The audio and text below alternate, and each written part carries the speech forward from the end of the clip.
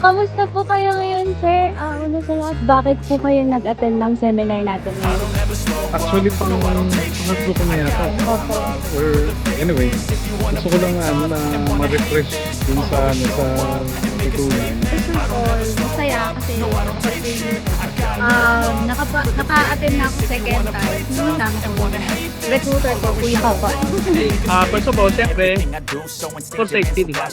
Siguro naman, napapalunod sa dahil sa accident, yung mga ganyan. So, para sa akin kasi, kahit 36 years na ako nagluluto, kailangan pa rin mag-training.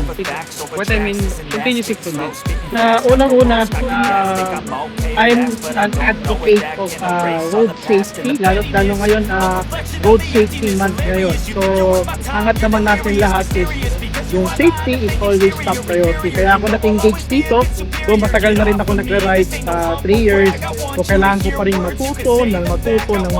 Naka-experience na po ba kayo ng accident para po makabrief na mag-attend? Mga muntikan, pero naiiwasan ko. Opo. Pero ano yung tinuro dito sa MRST talagang sobrang helpful para ma-overcome yung mga accidents sa daan at maging alert yung magkaroon ng road sense. So far, wala pa naman. Pero dahil nga, advocacy ko din sa safety, I make sure na maka-attend ako. May mga training related sa motorcycle. Special safety. Sa awa ng Diyos, wala pa naman nangyari sa aking aksidente. Pero ako is emergency medical technician. Nag-engage po ako sa ambulance ng isang kilalang humanitarian organization. And nagre-responde kami 24/7 with Philippine Red Cross Emergency Medical Services. So, saksi ako dun sa responde namin. Kailangan malesen natin yung rate ng motorcycle or vehicular crashes.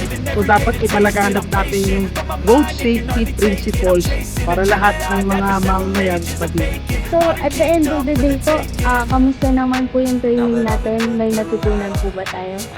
Marami, lalo na ngayon na actual kami pinatutunan yung ikot-ikot. Tapos mag-rattle, mag-stop,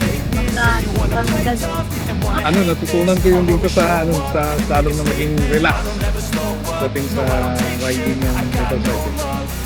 Paano mo i-handle yung certain situations or naiwas ka sa mga riders na kamote lang.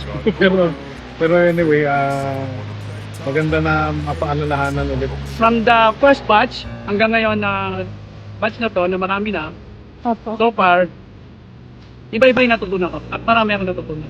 Kahit na matagal ako nagmumotor, meron pa rin ako natutunan. Kay Coach Mel, dito sa may program nila.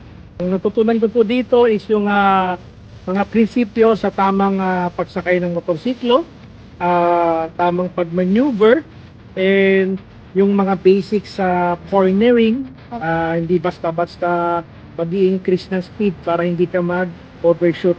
The proper technique, the proper management, proper execution, magandang kakalatan.